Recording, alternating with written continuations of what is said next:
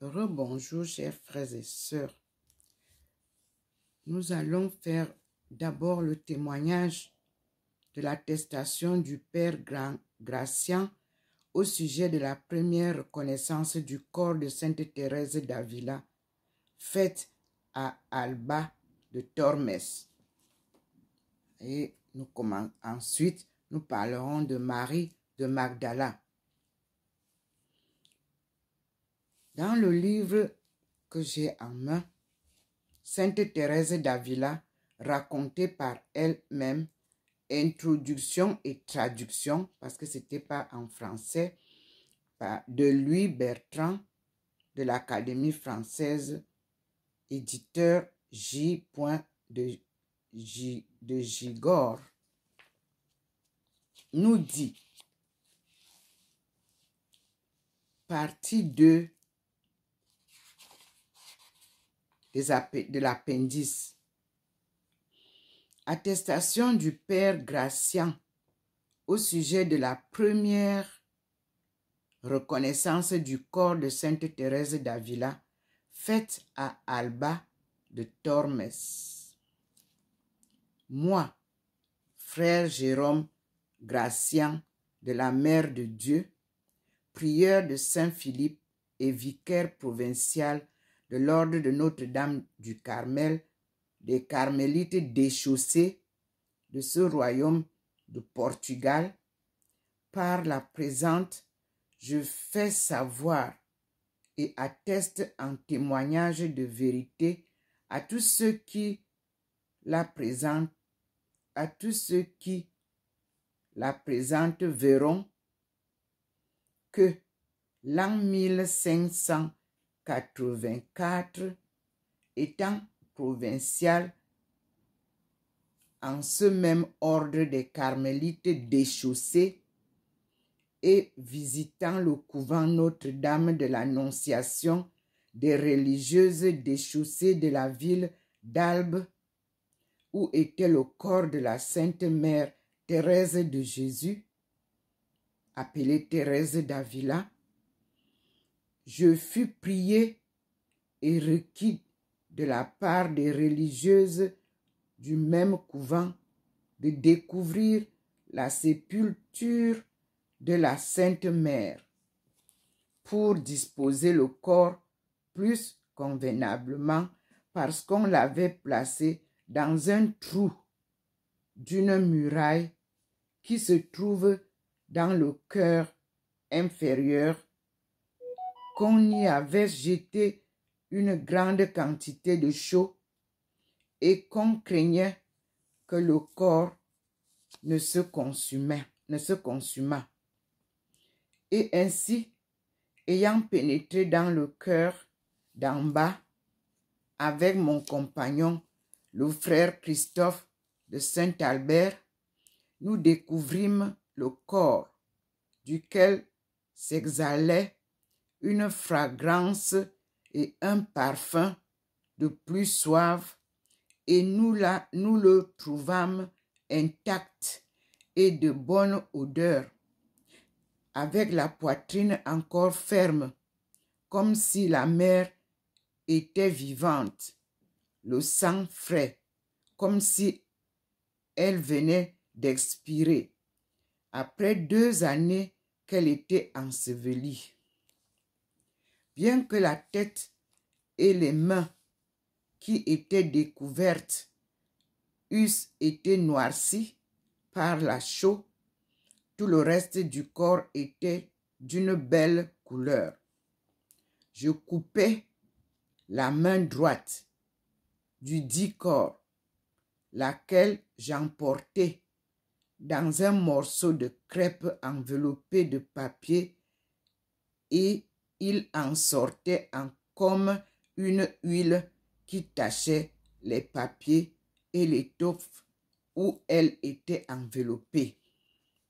Après quoi, je la déposai dans un coffret avec la clé du tombeau où j'avais laissé le corps en meilleure disposition. Et je confiai le coffret fermé à clé aux religieuses du monastère d'Avila, dans l'intention que si le corps ne revenait pas à Avila, ces religieuses possédassent au moins la main que s'il y revenait, je puisse la reprendre.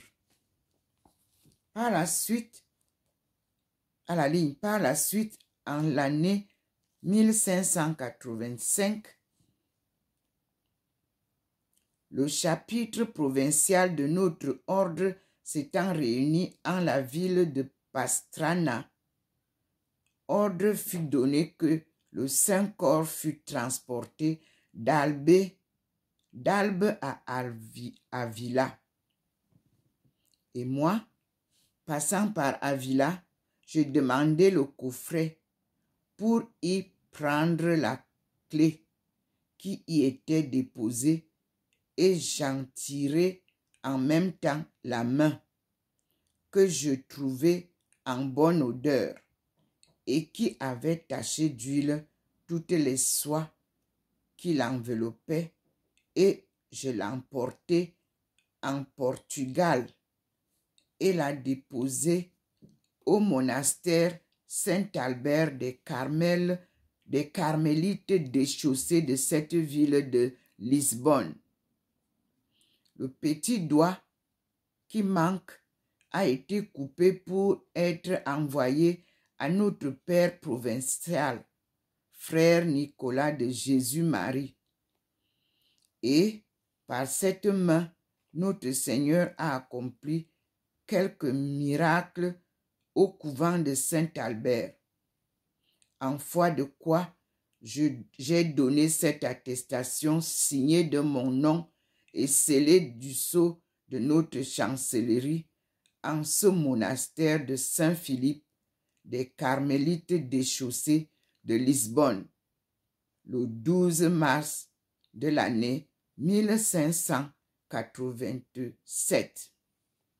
Signé frère Jérôme Gracian de la Mère de Dieu, vicaire provincial. Nous sommes à l'appendice, page 293 du livre Thérèse d'Avila, raconté par elle-même.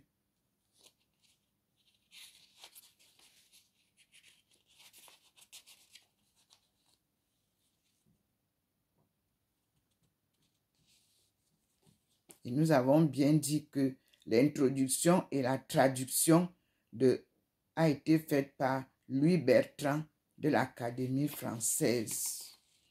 Et ici, nous avons la photo, la seule, je crois, que tout le monde a. C'est le portrait de Sainte Thérèse d'Avila, d'après le tableau de frère Jean de la Misère, qui est sur la première page.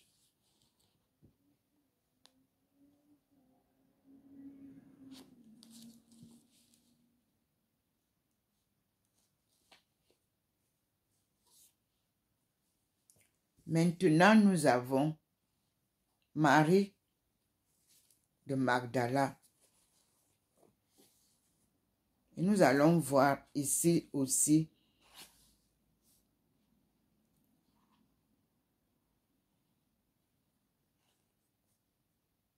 les écrits perdus des prophètes. Et nous verrons les oracles sibyllins à la page 134.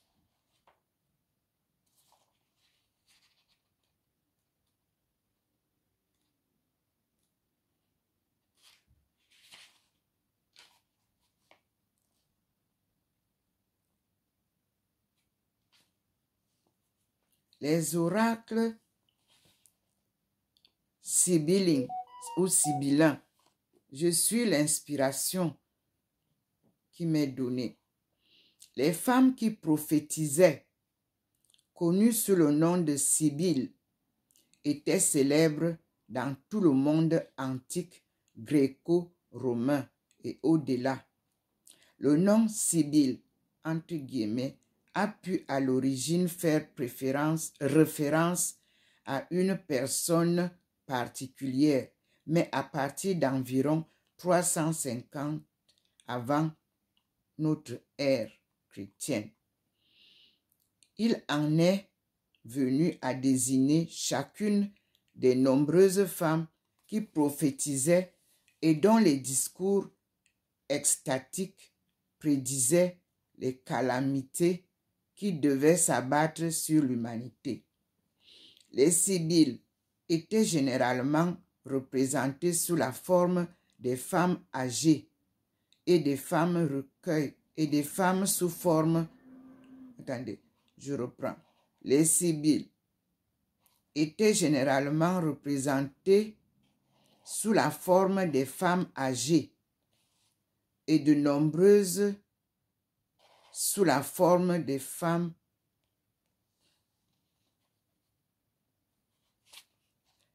Je reprends.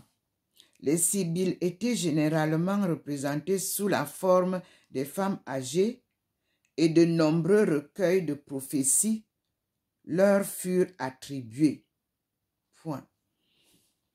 Plusieurs de ces compilations, qui étaient d'abord de la propagande politique et qui ont leur origine au sein du judaïsme et du christianisme primitif, ont été rassemblés dans les oracles sibyllins ou sibyllins. Collection éparse de 14 livres. Ici, ce sont les écrits perdus des prophètes que nous lisons. Comme on peut l'imaginer, la singularité des oracles sibyllins ou sibyllins ressort dans le corpus des pseudepigraphes. En effet, comme l'ensemble des prophéties sibyllines, ils sont écrits en hexamètre grec, ce qui les distingue nettement des formes poétiques sémitiques caractéristiques de la Bible et de la tradition juive. Ils font parfois référence à des personnages ou des événements bibliques, notamment le déluge qui sert de représentation pour la destruction du cosmos, fermez la parenthèse, mais beaucoup plus fréquemment à l'histoire ultérieure, ce qui permet de dater et de situer l'écrit. À la ligne. Les oracles présentent parfois la Sibylle comme une figure d'origine juive, mais les allusions à son origine païenne sont de loin les plus nombreuses. D'un point de vue juif, l'intérêt était évidemment plus grand de démontrer aux gentils que l'une de leurs plus estimées prophétesses était non seulement enseigner les principes du judaïsme, monothéisme, critères éthiques élevés et culte au temple, virgule, mais aussi dénoncer sans relâche l'idolâtrie païenne et le laxisme moral, voire extrait. Nous verrons l'extrait. Pour le moment, on continue la lecture. La spéculation sur la fin du monde présent occupe une place centrale dans la plupart des oracles qui prédisent une destruction du cosmos et une renaissance du monde sous l'aile d'une grande monarchie universelle. Je relis ça. Les spéculations sur la fin du monde présent occupent une place centrale dans la plupart des oracles qui prédisent une destruction du cosmos et une renaissance du monde sous l'aile d'une grande monarchie universelle. Des attentes de ce type étaient courantes dans le monde gréco-romain. Et le déluge biblique est souvent mis en relation avec l'idée païenne très répandue d'une énorme conflagration à la mesure de l'univers. La plupart du temps, il est difficile de connaître la signification précise des allusions historiques faites dans les oracles sibyllins. Et le livre 3 donne un bon exemple de ces difficultés. La partie la plus importante du livre est occupée par les matériaux apocalyptiques. Des oracles prononcés comme de nombreuses nations différentes. Non, des oracles prononcés contre de nombreuses nations différentes, des descriptions de la destruction du monde, le jour du jugement, de la venue enfin du royaume de Dieu. Là comme partout ailleurs, dans les oracles, l'histoire est présentée sous forme stylisée et le rapport qu'ils entretiennent les uns avec les autres n'apparaît pas évident. Dans cette collection regroupe n'apparaît pas évident. Merci. Tant cette collection regroupe des oracles singuliers et prononcés à des époques différentes. Ouais, le Seigneur me redonne le courage d'avancer et clignote. Cependant, ce qui distingue le livre 3 des écrits hébraïques perdus, c'est que son origine et sa date de composition peuvent être déterminées avec une quasi-certitude. Son rapport à l'Égypte indique clairement que c'est dans ce pays qu'il a été écrit, comme le furent vraisemblablement à peu près la moitié des livres sibyllins. L'attitude conciliante dont ce livre fait preuve envers les gentils, voire excursus, peut être l'écho du judaïsme hellénisé et sophistiqué d'Alexandrie, la capitale égyptienne, mais il témoigne aussi clairement d'un judaïsme plus populaire qui s'identifie aux Égyptiens dans la résistance qu'ils offrent à l'impérialisme étranger, notamment la menace que représentait Rome. Le livre manifeste un degré remarquable de loyauté vis-à-vis de la souveraineté exercée sur l'Égypte par la dynastie des Ptolémées. Et l'un des oracles évoque la vengeance qui sera prise sur Rome par la maîtresse, entre guillemets, renvoyant-la à la célèbre reine Cléopâtre VII, qui régna de l'an 51 à 30 avant notre ère chrétienne, et à la déesse Isis, à laquelle Cléopâtre s'identifiait elle-même. Un autre oracle ultérieur de ce livre 3 semble traduire le désarroi et la délusion qui se sont emparés de l'Égypte après la défaite contre les Romains lors de la bataille d'Actium en l'an 31 avant l'ère chrétienne. Là, Cléopâtre n'est plus qu'une femme, entre guillemets, et une veuve, entre guillemets, qui a conduit au désastre. Point. À la ligne. De façon encore plus frappante, le livre 3 identifie l'un des monarques égyptiens au Messie royal, qui selon la croyance juive doit conduire au règne parfait de la fin des temps. On le qualifie de roi, fils du soleil, entre guillemets. Roi, fils du soleil. Titre de royauté égyptien et de septième roi, entre guillemets, septième roi.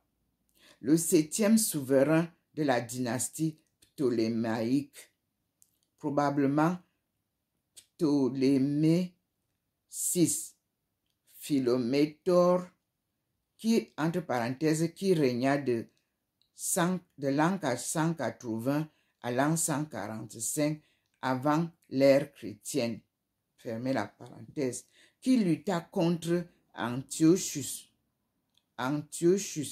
IV, Épiphane, l'un des adversaires les plus durs des Juifs, voir page 46.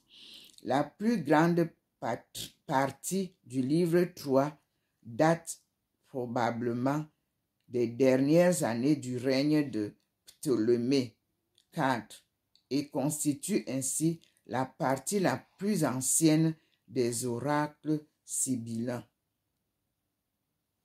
Excursus qu'on nous a donné à voir. Les oracles sibyllins et les tensions Orient-Occident. Les oracles sibyllins témoignent clairement des tensions qui existaient entre la partie orientale de la Méditerranée et la partie occidentale au tournant de l'ère courante. Les peuples orientaux, y compris les Juifs, n'admettaient pas la souveraineté imposée par les Européens sur leur religion et leur culture traditionnelle. D'abord par les empires hellénistiques d'Alexandre le Grand et des successeurs, puis par les Romains. Les oracles traduisent une hostilité marquante envers Rome en particulier. Le livre 3 illustre de façon caractéristique tous ces éléments, au commencement comme à la fin.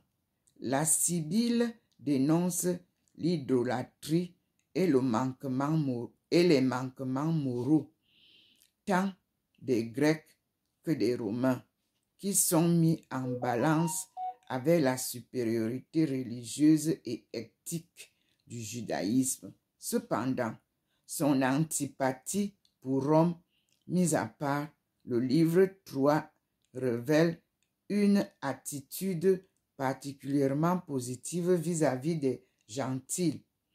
Il fait usage de thèmes mythologiques et des formes littéraires empruntées aux Grecs, et s'il condamne les gentils pour leur idolâtrie et leur immortalité, il maintient aussi l'espoir de leur repentance finale et de leur conversion au culte du seul vrai Dieu.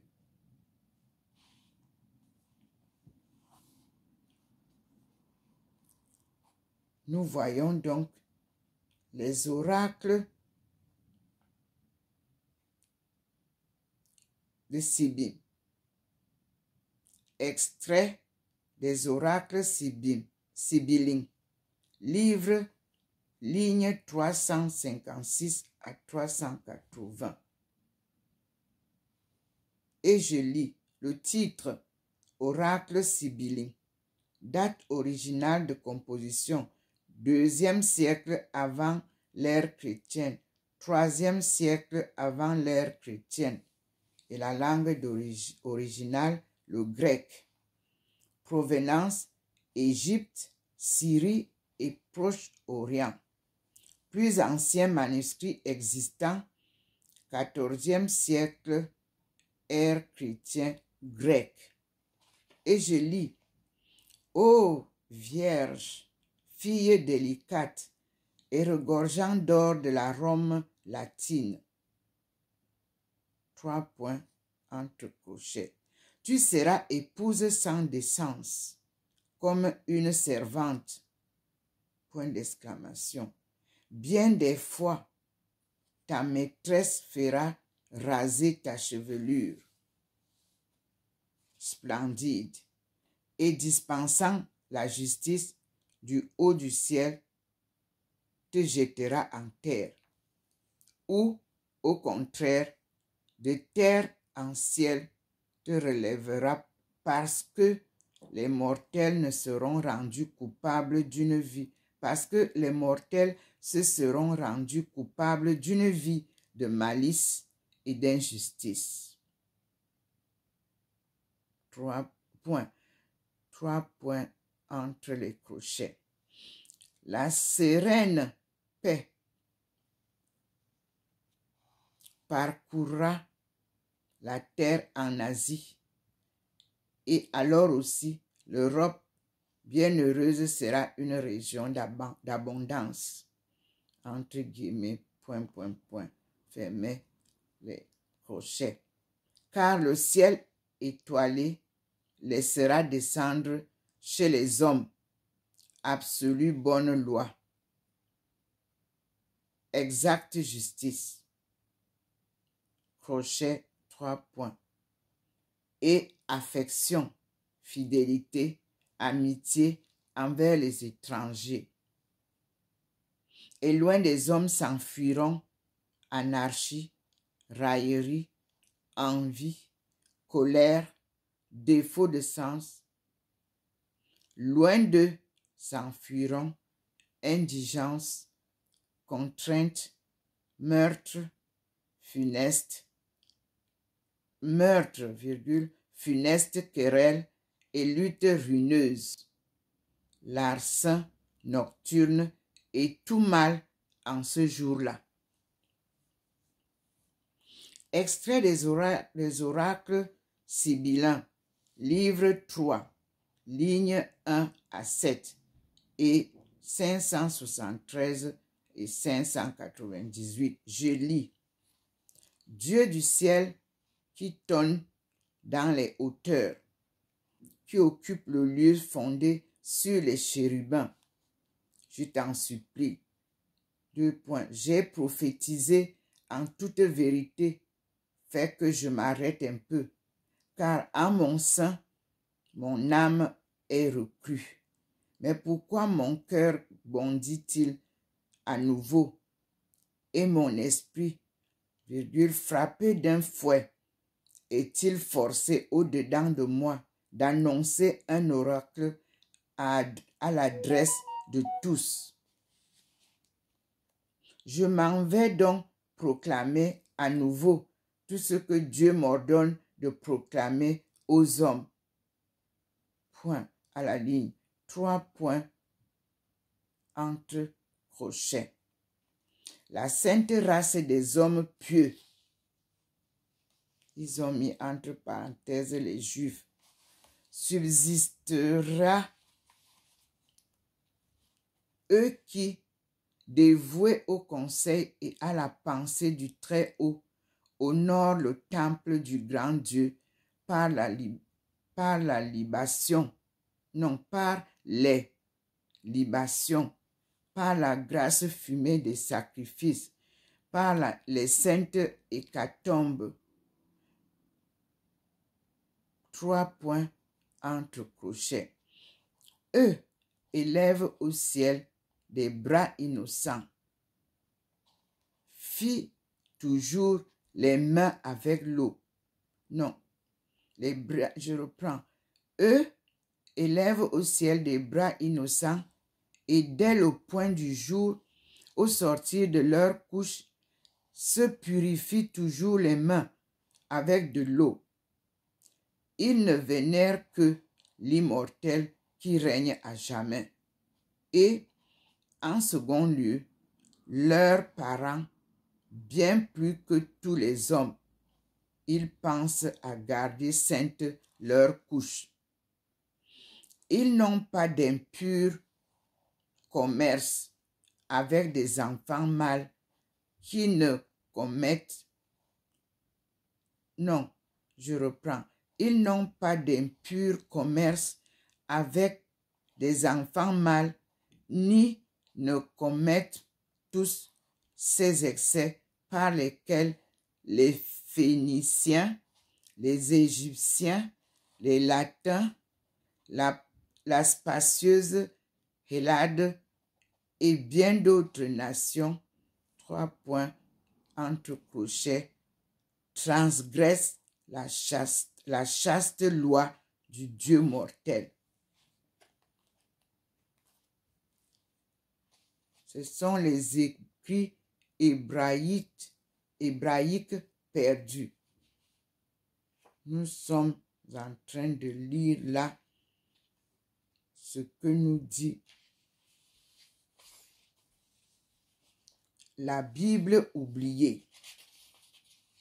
Et nous avons commencé la lecture et le Seigneur nous envoie extrait du martyre d'Isaïe.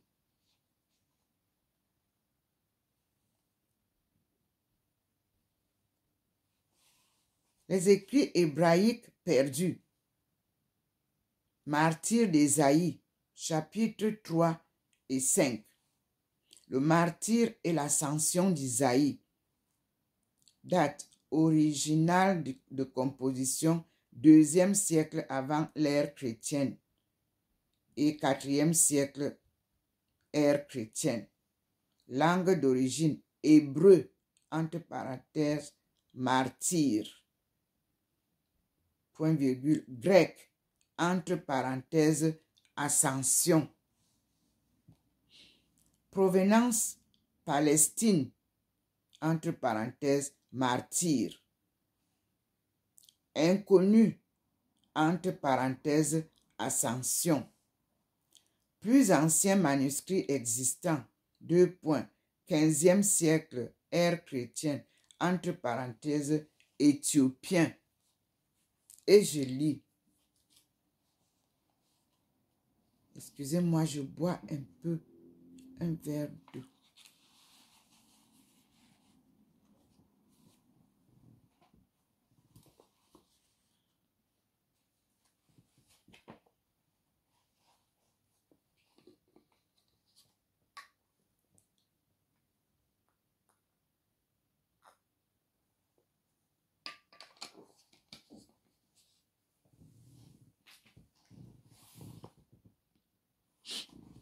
Alors ici, on nous dit, Békira apprit et vit l'endroit où se trouvait Isaïe et les prophètes, ses compagnons, car il habitait la région de Béthel. Il s'était attaché à Manassé, prophétisait le mensonge à Jérusalem. C'est Békira dont